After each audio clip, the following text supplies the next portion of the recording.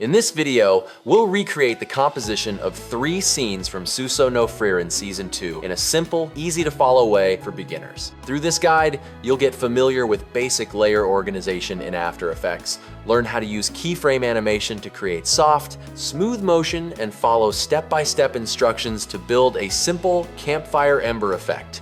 All the assets and the final After Effects project file are available in the description below for you to download. If you enjoy the video, don't forget to hit like and subscribe to support the channel. Now, let's get started. Let's start with scene 1. This is the most basic scene in the whole sequence. It only includes a simple background and 1 animated layer, in this case, the smoke. First, I'm going to soften the edges using the roughen edges effect. After that, I'll add a fill effect to adjust the color so it blends better with the background. Then, I'll apply Gaussian blur and set the value to around 20. And finally, I'll lower the opacity to about 65 to make everything feel more natural. Here, I'm gonna duplicate this layer one more time, then create a circular mask on the upper part with a feather of around 700. Invert the mask and adjust the color to make it a bit brighter. Next, I'll lower the opacity down to around 10. So the smoke looks darker at the bottom and slowly fades as it goes up. To add a bit more detail, you can apply a slight sharpen effect to the background and adjust the curves to brighten the overall image just a little. Once that's done, I'll move everything into a 30 frames per second composition, and we're done with the scene 1.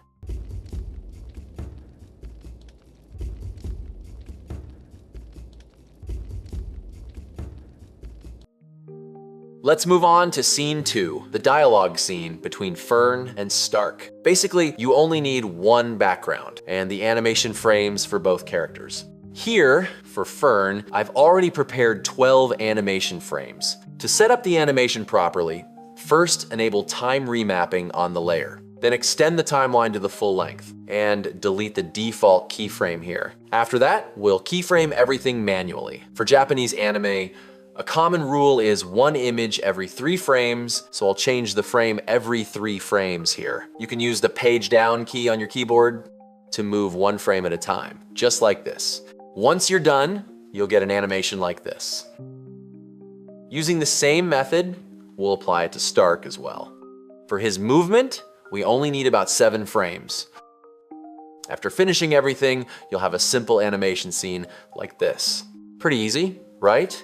In this one, I'll show you how to create smoke without using any pre-drawn frames. First, draw a simple shape where you need the smoke and make sure it sits below the character layer. Next, apply turbulent displace to create the basic smoke shape. You can follow the settings shown on screen. After that, add wave warp to adjust the shape and make it look more natural. Set the speed to around 0.7 and pin it vertically to avoid top and bottom edge issues. Then go back to turbulent displace and add 2 keyframes to the offset to create the rising smoke motion. Here, I'm setting the values from about 600 down to 0 at the start and the end. Once the motion is done, adjust the color using fill and use roughen edges to soften any hard edges. Finally, add Gaussian blur with amount about 20, lower the opacity to around 65, and that's it.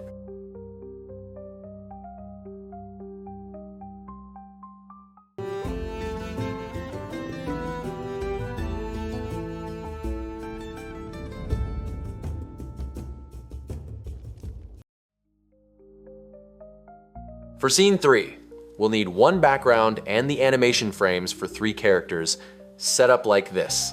Let's start with Fern first. Here, I've prepared 13 animation frames for her. Just like before, enable time remapping and start keyframing Fern's animation. In the original animation, Fern's motion starts at frame 69, and with the 1 frame every 3 frames rule, it ends at frame 105. After that, just like in the original anime, we'll loop a few of the last frames from frame 105 onward, since only the mouth is still moving at this point. One small difference here. I'll select all the keyframes and press F9 to avoid any jitter or any frame issues. We'll do the same thing for Stark. His movement is very minimal, only about 4 frames, and it basically starts near the end of this scene. Finally, we have Frieren, who's just lying down and sleeping really chill in this scene. Even though it's a simple sleeping motion, Madhouse actually drew 7 frames for her animation. Using the same method as before, we'll enable time remapping and keyframe it just like the other 2 characters. The animation starts from frame 1 to frame 7, then we reverse it from frame 7 back to frame 1, starting around frame 35, so the motion loops smoothly. After that, simply copy the whole animation and paste it across the rest of the timeline. And just like before, select all the keyframes and press F9 to smooth everything out, then let's check the final result. Next, I'll use the drop shadow effect to add a soft shadow under the characters. I'll set the opacity to around 70% and the direction to 180 degrees so the shadow falls straight downward. To save time, just copy this effect and paste it onto the other 2 characters. With the campfire logs already prepared, let's create a campfire flame next. First, create a solid and apply the CC Mr. Mercury effect. Then, set radius X to around 10 and radius Y to 0. After that, tweak the settings and change the animation to fire. Next, position it on top of the log layer, set the burst size to about 0.25, and remove the depth size value. With these settings, you'll get a flame effect like this. Press S to adjust the scale and make it smaller, then reposition it so it fits the logs underneath. Next, add a fill effect and change the color to a reddish-orange tone, then apply Fastbox Blur with a value of around 5 to soften it. After that, right-click and pre-compose the layer so we can keep adjusting it. Now duplicate the layer, lower the radius X, longevity, and gravity, and change the color for the second layer. Duplicate it one more time, reduce the same values again, and adjust the color for the third layer. Once that's done, create an adjustment layer on top of all 3, use Matte Choker to clean up any unwanted sparks, then add Wave Warp with a speed of around 2 for extra motion, and finish it off with a bit of blur. Back in the main comp, we now have a basic campfire effect like this.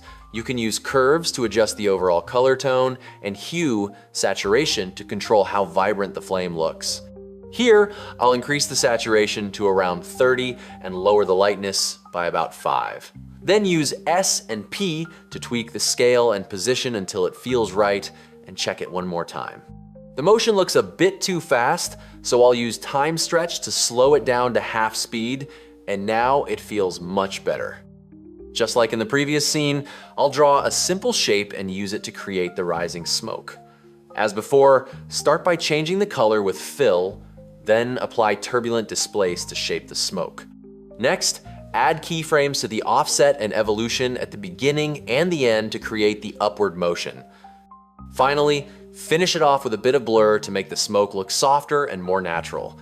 To add more detail, I'll create some light reflecting onto the ground around the campfire. First, create a black solid and use a circular mask around the fire area. Then set the feather to around 50, change the color to yellow using fill, and add a subtle glow. After that, duplicate the layer, scale the mask down, and increase the feather to about 100, remove the glow, and use a stronger color in fill, and duplicate this layer one more time, increase the mask expansion to around 100, and lower the opacity to about 20 to create a soft light spread around the scene, affecting both the characters and the background. Finally, add a bit of sharpen and unsharp mask to bring back some clarity, especially in the background so the scene doesn't feel too soft. Once that's done, that's pretty much it for this scene. And finally, let's take a look at the result. Thanks for watching. If you enjoyed the video, don't forget to leave a like and subscribe.